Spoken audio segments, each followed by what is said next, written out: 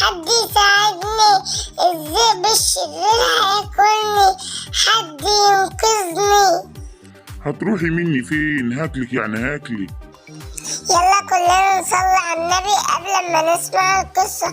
اللهم صل وسلم وبارك على سيدنا محمد وعلى آله وصحبه وسلم. شوفي يا ذات الرداء الأحمر، أنا جبت شوية فواكه عشان توديهم لجدتك، عشان أنا تعبانة أوي ومش قادرة أروح لها. حاضر يا ماما. بس أنا عايزة أقولك على حاجة، اوعي تتكلمي مع حد غريب ما تعرفوهوش، وكمان مشي من نفس الطريق اللي احنا كنا بنروح منه كل مرة. أكيد يا ماما، أنا مش هتكلم مع حد غريب، ما تخافيش عليا. خلاص يا حبيبتي، اتفضلي انت روحي لجدتي عشان ما تتأخريش عليها. أنا لازم أسمع كلام ماما وما أكلمش حد غريب. الفراشة الجميلة دي، الله، وألوانها جميلة. تعالي علشان تلعبي معايا. تعالي هنا، انت رايحة فين؟ ايه ده؟ أنا بعدت، أنا شكلي تهت. يا سلام، بنوتة شكلها جميل، دي هتبقى غدا كويس قوي ليا. وكمان شكلها تايهة مش عارفة الطريق، اما اروح اشوف حكايتها ايه الاول وبعدين اكلها. انتي رايحة فين يا حلوة؟ قوليلي يمكن اقدر اساعدك، انتي شكلك تايهة ومش عارفة الطريق. الذئب، شكلك هتاكلني. لا، انا مش هاكلك، انا ذئب صحيح، بس انا طيب مش زي اخواتي اللي بيحبوا ياكلوا الانسان. لا لا لا، ما تخافيش، مش هاكلك. انت ممكن تطمني لي خالص، وكمان تحكي لي انت رايحه فين وجايه منين. انت شكلك ذئب طيب فعلا. خلاص هحكي لك، يمكن تساعدني. أنا كنت رايحة عند جدتي في أطراف الغابة.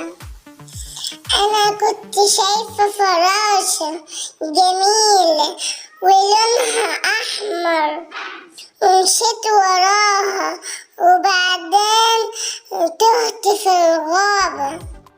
دي بسيطة قوي، ما تخافيش، انت مشي من الجهة اليمين وانت هتوصلي على طول لبيت جدتك.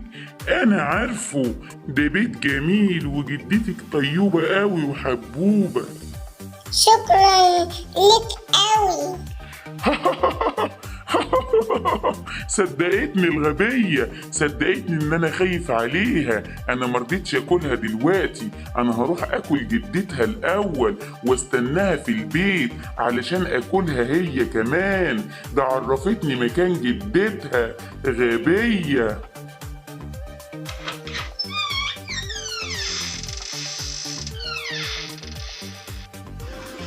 ادخلي، اتفضلي يا حبيبتي، تعالي يا ذات الرداء الأحمر.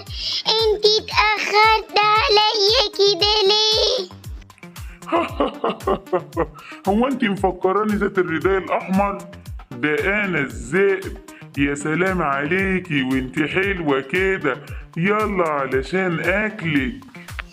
الحقوني، حد يساعدني، الحقوني.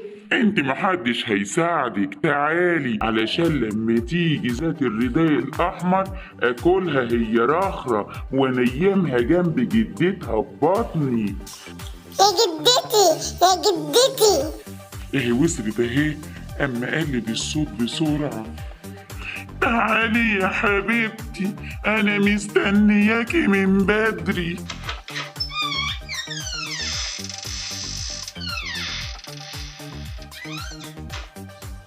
ايه ده يا جدتي، انت صوتك عامل كده ليه؟ صوتي؟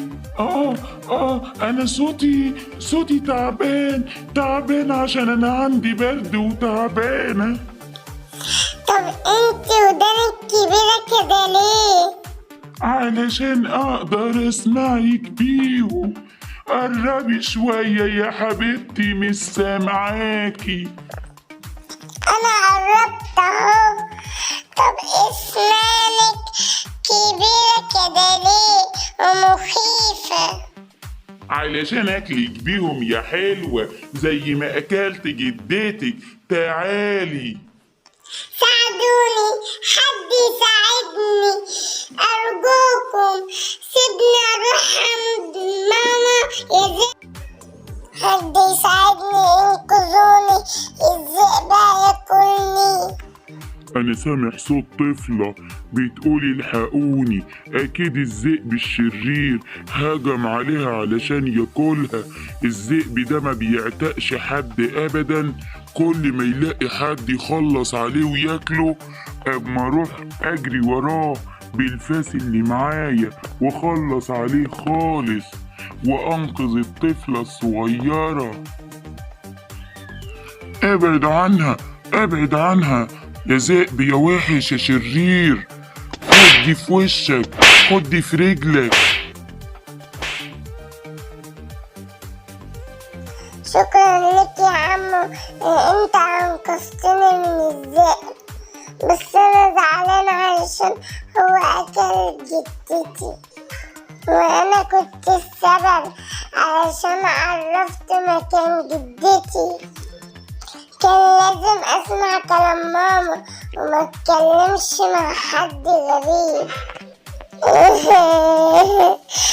انا غلطانة، انا ما سمعتش كلام ماما.